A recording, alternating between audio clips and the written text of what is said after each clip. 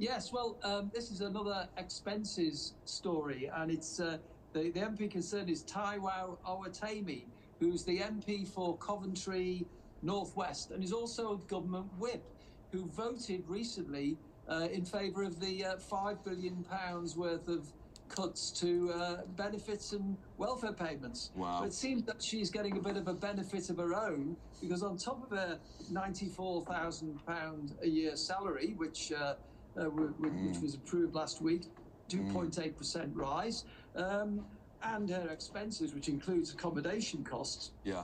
He's also claimed £900 in pet rent, so that her pet cockapoo, Bella, can stay with her at a London accommodation. This is absolutely bonkers. I mean, the public are going to be outraged at this. This is a party that has just decided to cut the welfare bill of this country and potentially hurt some of the poorest people in the country. And we've got an MP claiming expenses on their dog.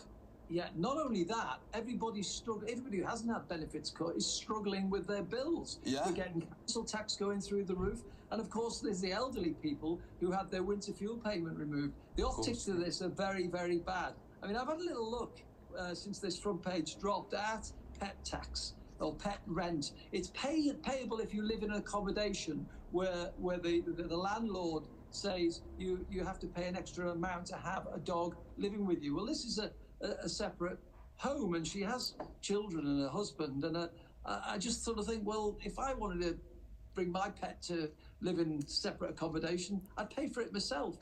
Quite right. Usually, the usual bill is about £40 a month maximum. So, I mean, that rate, there's probably 2 years' worth of pet tax here.